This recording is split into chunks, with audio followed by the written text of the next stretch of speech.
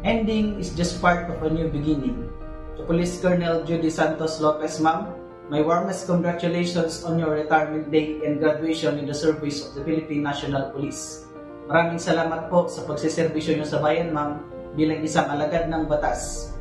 Ma'am, congratulations po ulit, and my prayers and hopes is that may you be more blessed on the new chapter in life, as it said in Philippians 1:6, being confident of this very thing, that He which hath begun a good work in you will perform it until the day of Jesus Christ.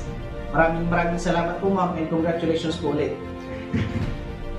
My snappiest salute to Police Brigadier General Judy Santos Lopez, PNP retired, ma'am.